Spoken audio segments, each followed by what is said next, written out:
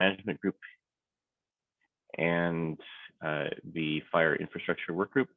But most relevant for today, as I've volunteered with the FHIR community, one of my volunteer roles has turned out to be sort of acting as a community manager, in that I monitor most of the different forums where people can ask questions and reach out for support. And I try to either answer those questions or get them hooked up with people who are more likely to have the answers than I will.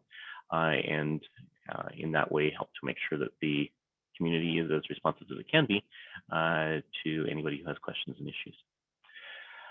Objective for the next 45 minutes is to make sure that you're all familiar with the different mechanisms that there are for seeking support in the FHIR space, because there are lots of them, and sometimes it's not necessarily obvious which is the most appropriate mechanism to use in which circumstance, and also to set some expectations for how best to seek support, as well as for those of you who are providing support, how to do that in the most effective and helpful manner that we can. Key message that Graham often repeats in keynotes and elsewhere is that FHIR is not just a specification. Obviously, the specification is a huge part of it. We wouldn't have anybody coming to DevDays if there wasn't a FHIR spec. But the core specification serves as a foundation for what we do. We also have implementation guides that define how to use FHIR in a bunch of different aspects and areas, provide more specificity than the base specification can. But a key part of FHIR is the community. We cannot possibly ever write down everything that you might encounter in the implementation space. And so that ability to come into the community and ask questions about this particular circumstance, should I be using an observation or an extension? You won't find that answer in the spec, but you can find that answer in the community. And if the community doesn't have an answer, we can collectively talk about it and figure out what the best answer is. And so that when future people have that same question, everybody ends up with the same guidance, and hopefully we get more consistency and more interoperability as a result. The FHIR community is large. It has a lot of different aspects to it. Obviously, HL7 International is a foundational part of that. And there's a whole bunch of processes and considerations, particularly for people who are interested in developing artifacts and bringing them through the standards process that you may need to be aware of and understand. But there's lots of other standards development organizations as well. IHE, WHO, various governmental organizations, et cetera, are also involved in developing implementation guides and using content.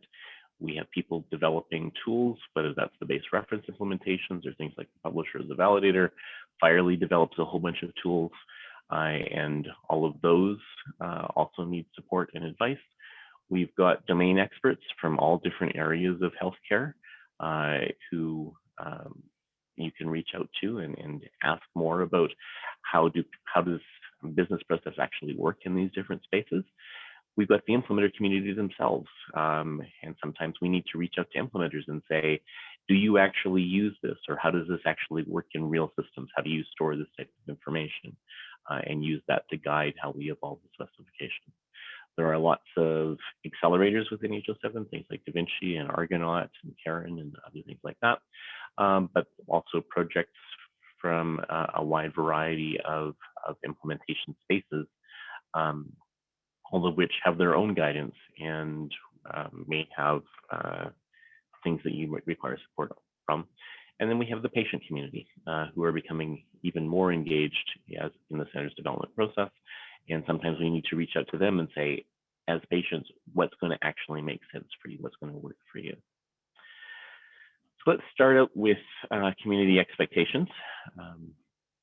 If you are engaging in any communication using a HL7 hosted platform, so that includes chat.phir.org, any of the listservs, our Confluence space, anything like that, jira, you are bound by this code of conduct, and it shouldn't be controversial. It's pretty much self-explanatory, and what you generally expect for a community like ours. But the gist of it is, if you cannot adhere to this, then we would like you to go away. This is foundational to who we are. We do not discriminate. We treat each other with respect. We treat each other politely, and in a professional manner. And that's an expectation for, regardless of whether you're asking questions or answering questions, this is what we expect of everyone. If you are seeking help beyond that basic expectation of be polite, there are some things that you need to do if you want to get your question answered and get your question answered efficiently. First of all, before you ask a question, do some work yourself. So do look at the specification and do some Google searches and see what you can learn on your own. We recognize that if you would like to have the specific answer to your question delivered to you on a silver platter sometimes, but everyone who is answering questions is doing so voluntarily. And so given that you're the one who has the need, it certainly helps to show that you've done some investment yourself in trying to find the answer before you reach out to help. So we don't really want to see questions that look like this, because that doesn't tell us what you've already done, does not tell us what you're really wanting. It's a very open-ended question, because implement FHIR in what setting, implement FHIR how, and certainly being demanding doesn't tend to come across terribly well. Something else to keep in mind is that while we're very happy to answer questions, we're not actually going to do work for you. So if you would like something mapped, that we can certainly provide guidance on how to do that. But the actual translation, the writing of the code, etc., is going to be your job. If there's existing examples we can point you at, we'll do that, but we're probably not going to craft an example that's going to take half an hour of our time in order to answer your question, because that's just not a reasonable investment to expect from volunteers.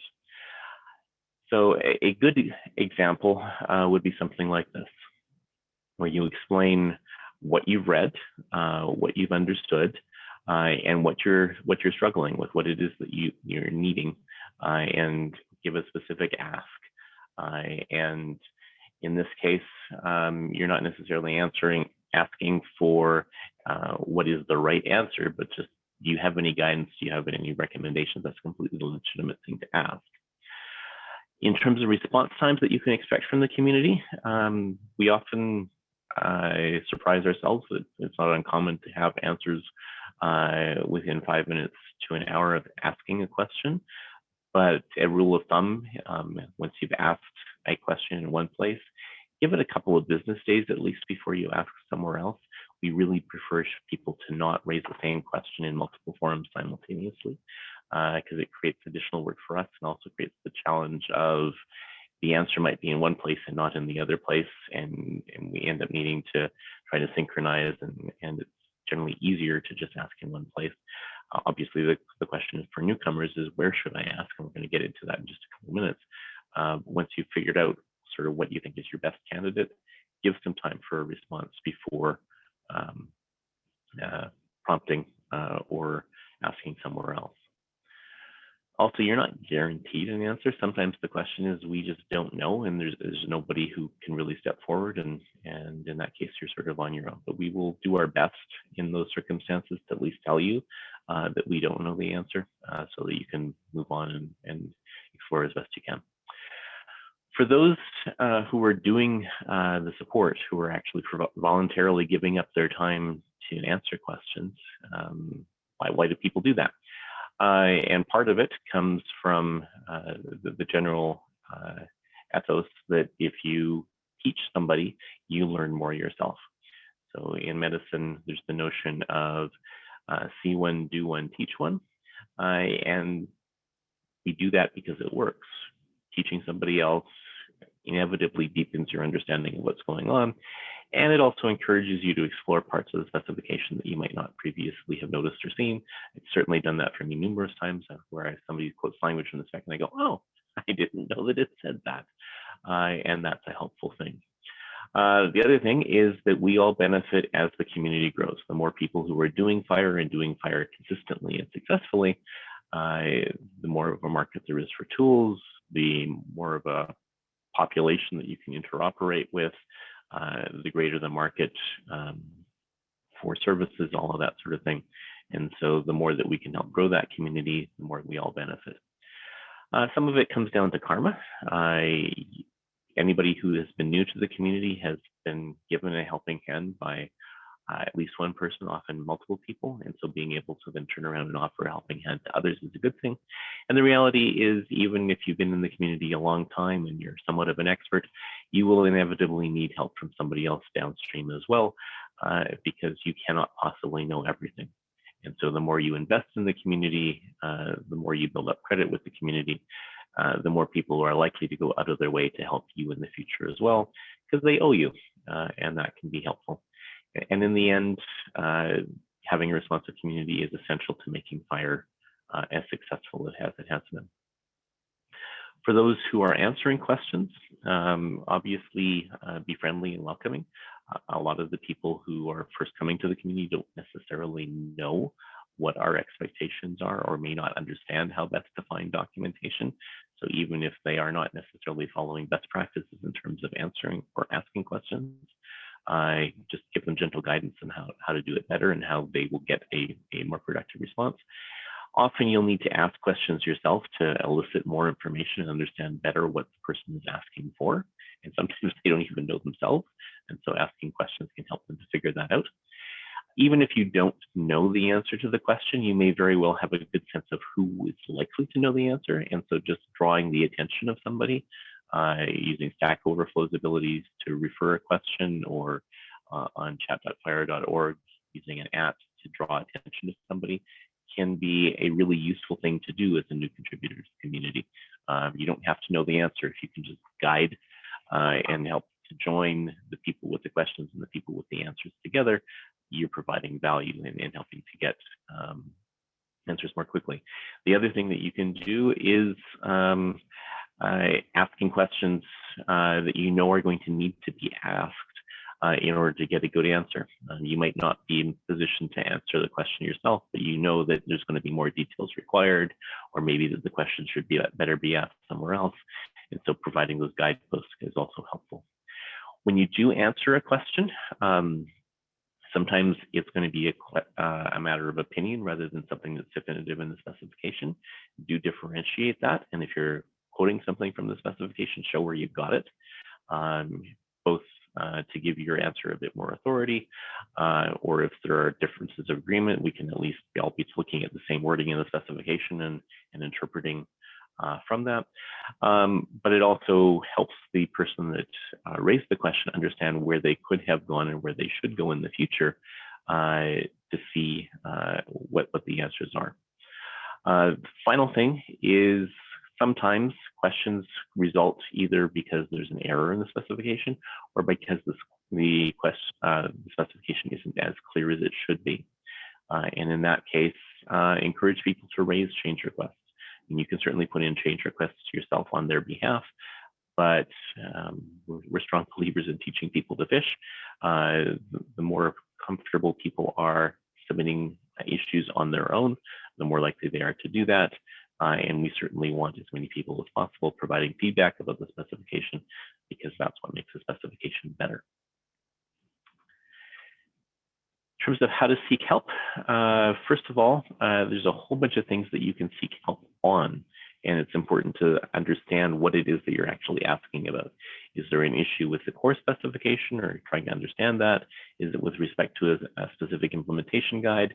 Maybe you have a question about healthcare in general, or how it works in a particular country or other jurisdiction.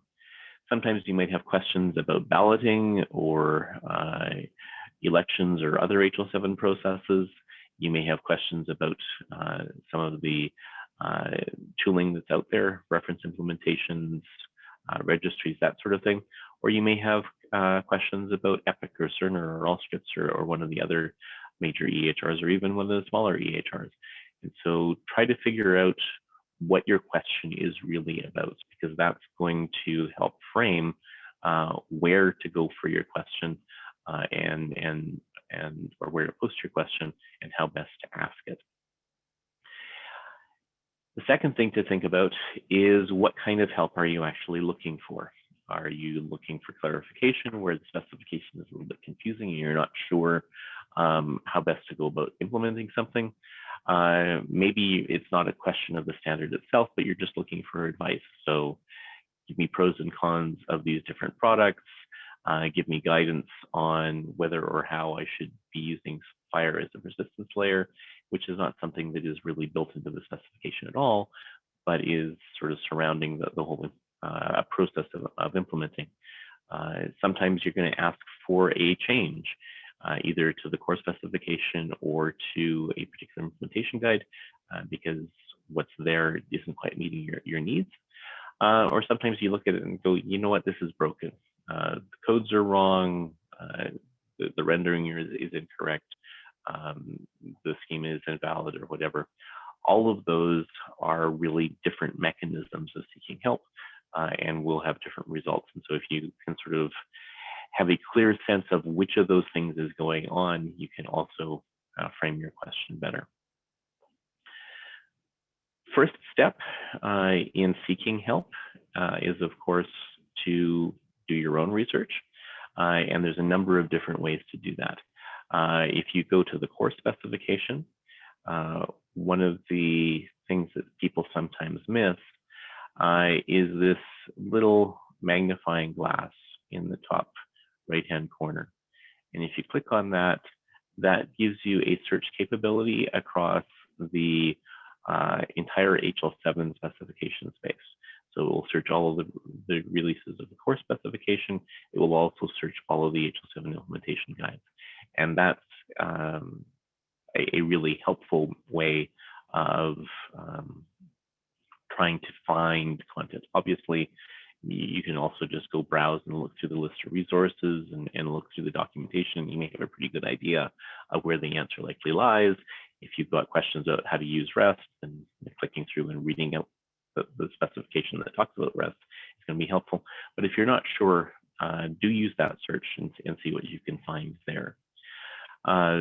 Second place that people should mine for content is Zulip.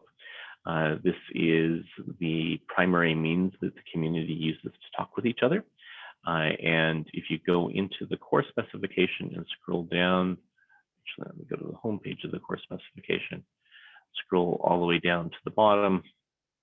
There is a link there to FHIR Chat. And if you click on that, you'll end up at the Zulip site. There is a whole lot of content here. When you first start out, you're only going to have a couple of streams listed, the ones that are there by default, social and implementers and announcements, I think. But if you click on this tiny little gear icon, you can go and see all of the streams. And there's well over 100 at this point, talking about all sorts of different kinds of things. Some of them super active, some of them relatively quiet. But anything that is public, you are free to sign up to and take a look at. And if you do a Google on Zulip search, there's a bunch of different conventions that you can use up here to filter by different things. And so you can see what has already been discussed in the past and learn from that without needing to ask the question again. It's generally best practice to see what's already been discussed and already answered before asking questions. The next place to look for answers is DevDays, because DevDays is awesome. And one of the super awesome things that they do is about a year after a DevDays event, they will take all of these recordings of the different sessions and they will make them publicly available. And so you can do a search on FHIR DevDays videos and find excellent tutorials of pretty much any technical topic in FHIR. Anything that is older than a year old, you will find really good material. And most of the sessions are not overly long. and you can play them on fast playback if you want to get the information even more quickly, but it's a really good way to do a deep dive into a narrow area and learn more about it at the time that you're ready to learn. In addition to that, if you're wanting sort of a step-by-step walkthrough of how to do certain things, if you go back to, again, to the course specification, there is a Confluence page there that covers the lists logs that deal specifically with FHIR. And there's a number of really good blogs there that talk about security, that talk about how to use different reference implementations, a number of different FHIR implementation considerations, and doing a search there will often give you a very nice step-by-step guide into implementing things in FHIR, and will also help you to get better to better know certain key members of the FHIR community, so that you might feel more comfortable reaching out and asking them questions directly. Obviously, there is formal training available from HL7, from FHIR, from various other organizations. My organization does it sometimes, and so you can certainly seek that out as well. We tried hard to make sure that you never need to pay for training to learn something with FHIR, but perhaps paid training will be a more efficient mechanism for you, especially if you need to build up a whole lot of skills quickly, or there's a number of people in your organization who you're all wanting to ramp up at once. Paid education can certainly be helpful with that. There is a Confluence page that's linked to from the course specification as well. It's a little bit messy. We haven't got it organized as well as we ideally might. We just haven't had time. But there is some useful information there, including FHIR's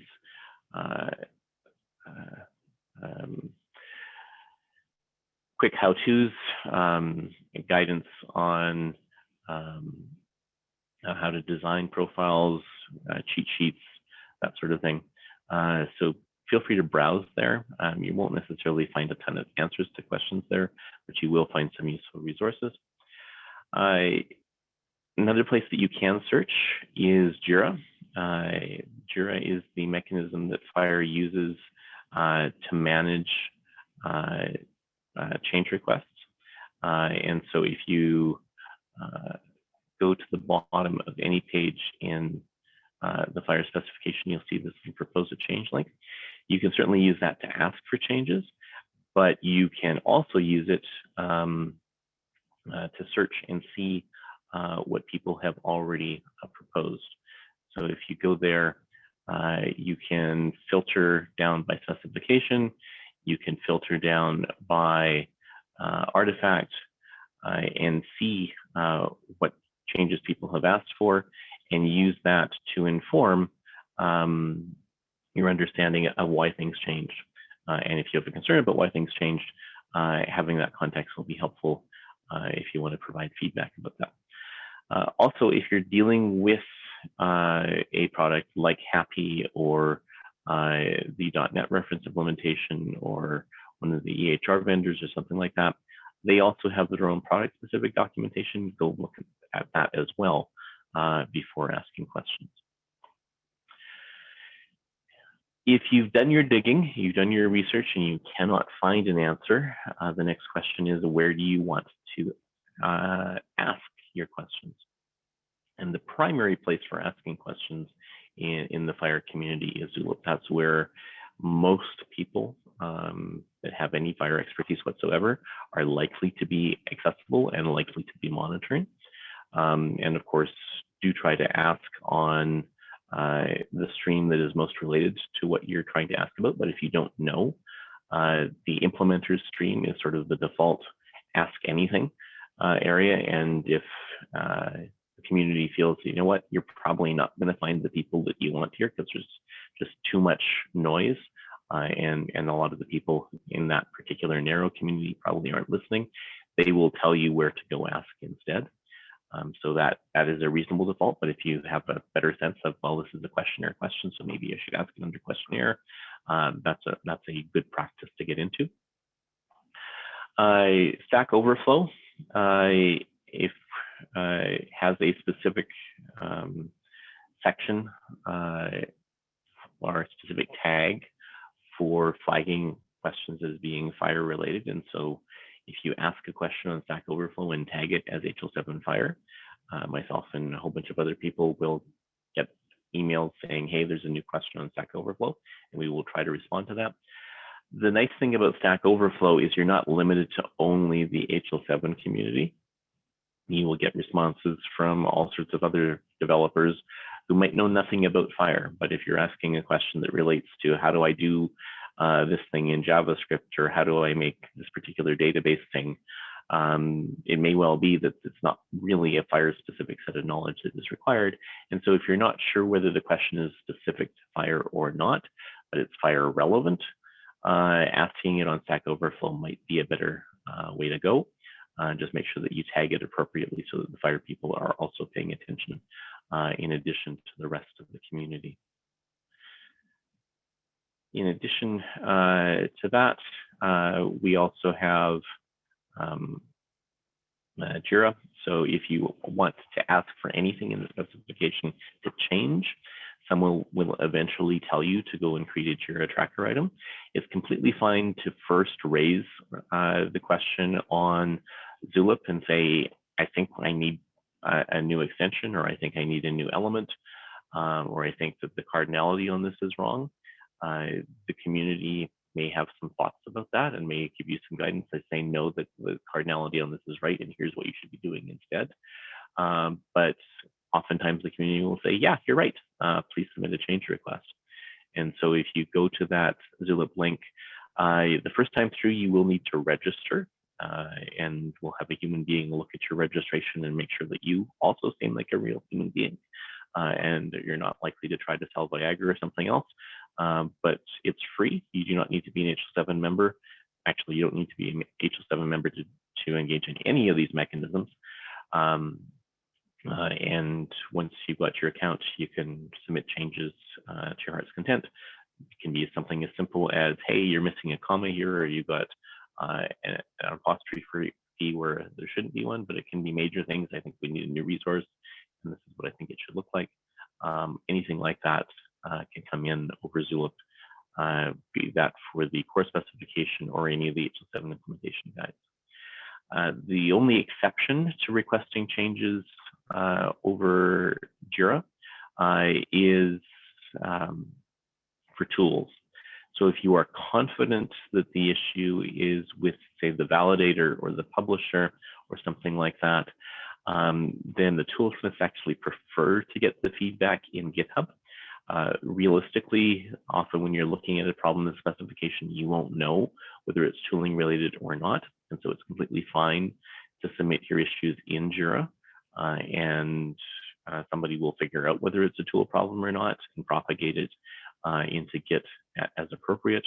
But if you want to, if you know it's a tooling problem and you can find the Git repository for that particular tool, raising it there saves us a bit of work and certainly appreciated.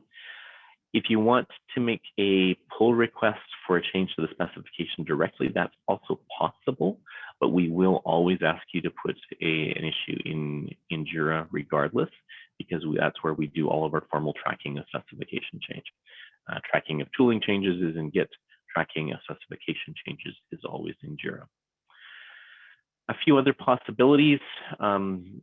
We do have a forum for FHIR, and that is also linked to from the bottom of the core specification, this community forum. It's not as actively monitored as Zulip is. It's primarily for people who want to ask questions and find Zulip a little bit overwhelming. So you won't get as much engagement here, but we do monitor this and we'll respond to it.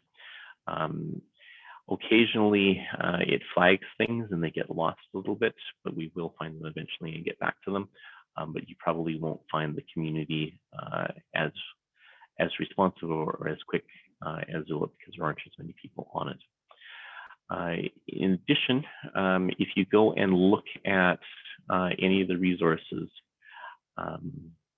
one of the things that you will see on the resource in the top left is what is the work group, who is responsible for this particular resource.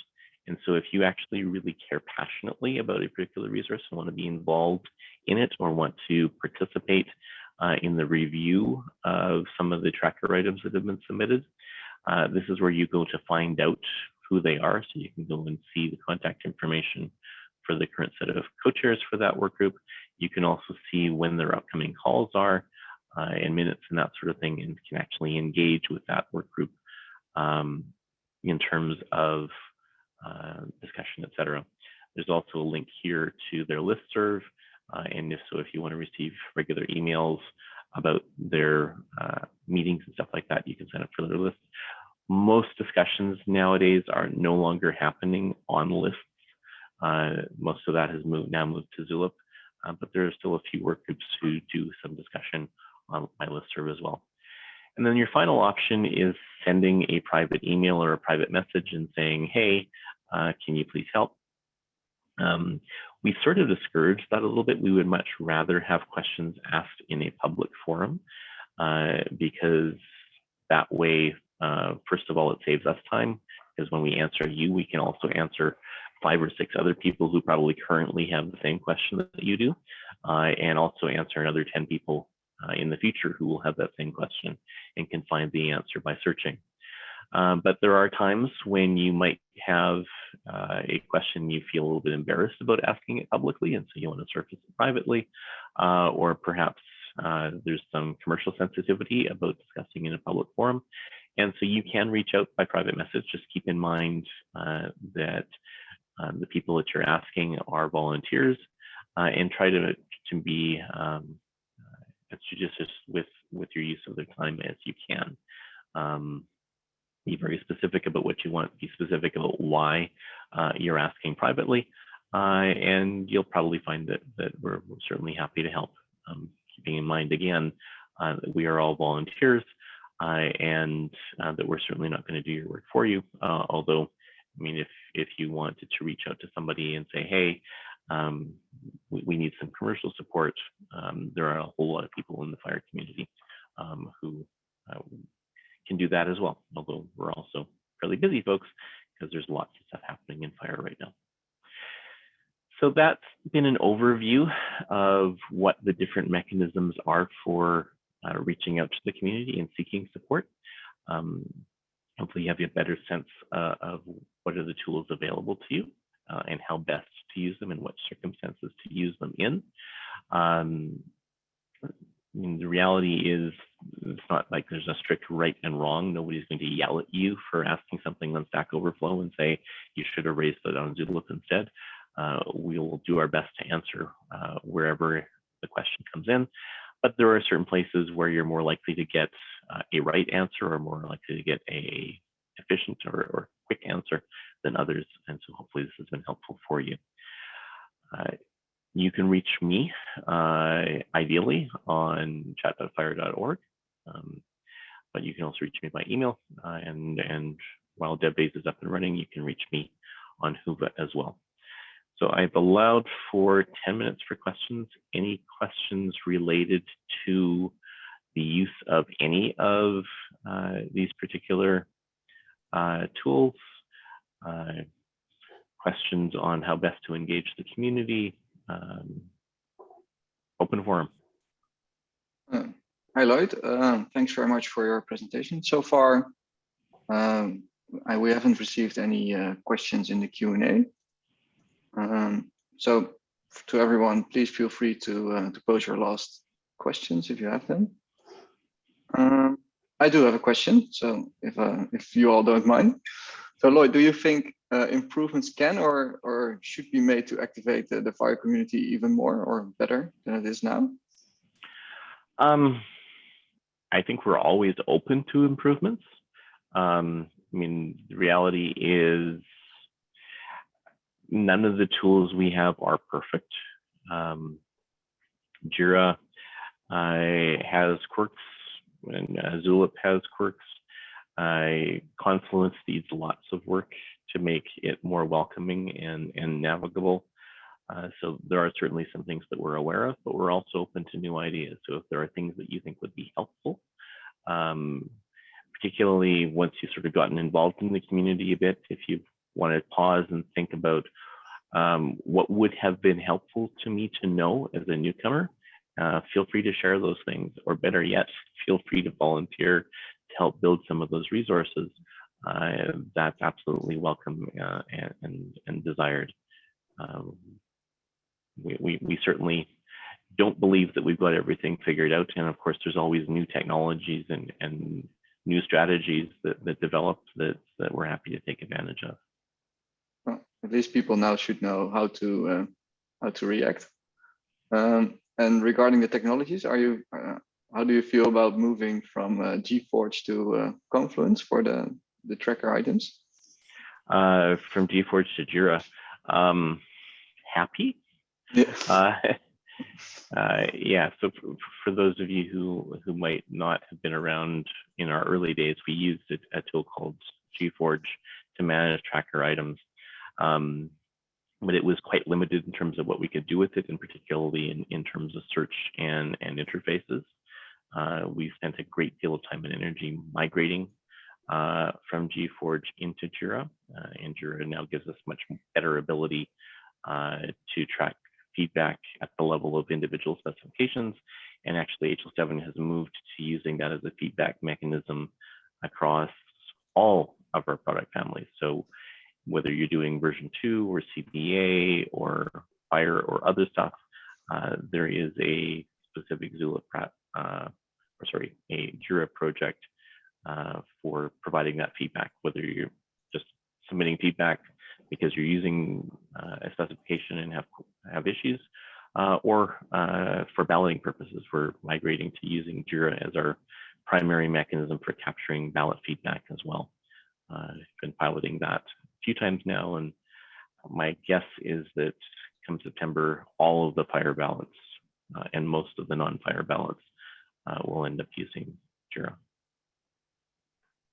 Okay, thanks.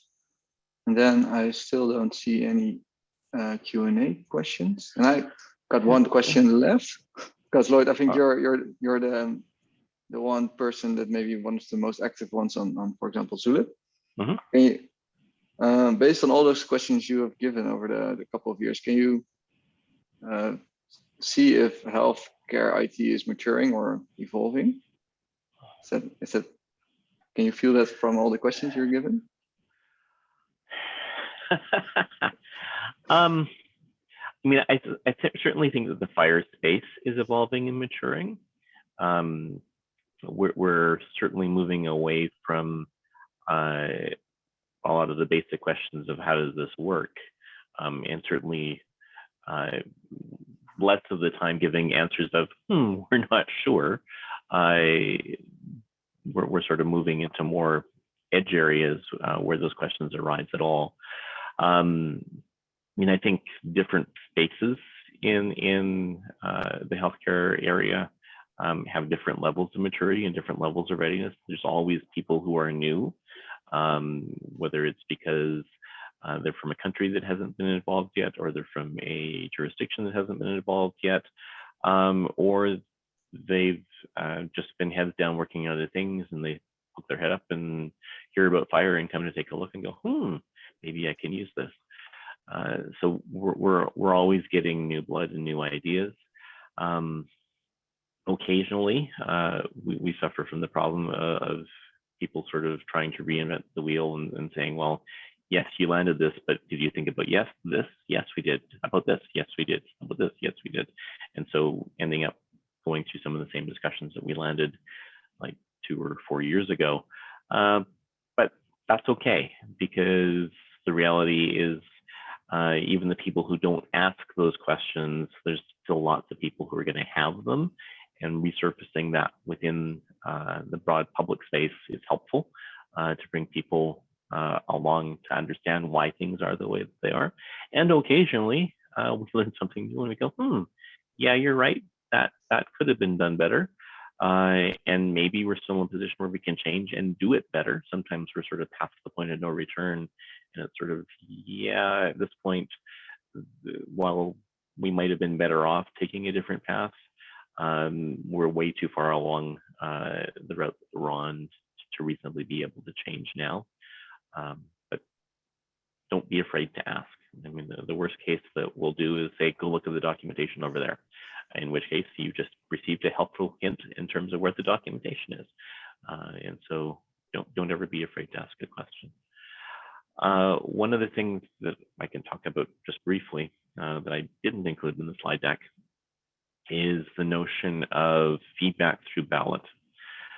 So HL7 as a formal standards organization, credited through ANSI, does occasionally seek formal feedback from the community.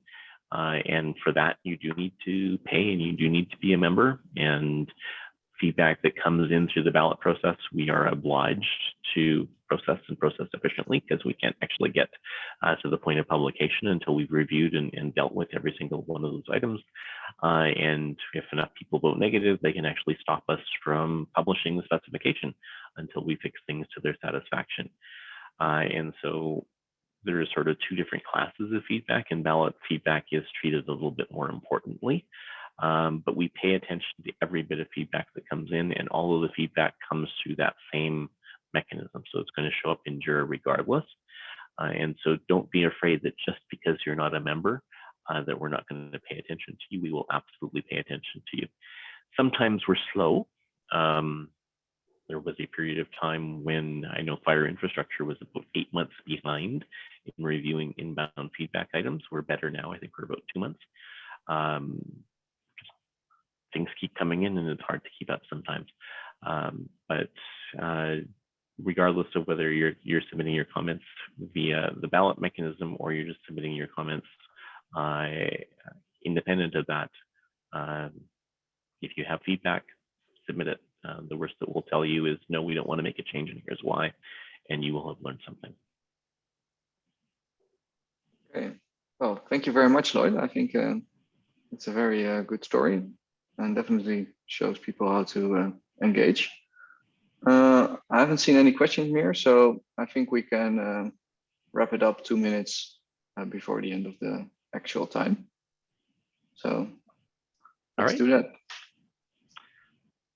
And if you have questions that come up after the fact, you now know where to ask them. Sure. Nice. Thanks, Lloyd. All right. Bye for now. Bye, everyone.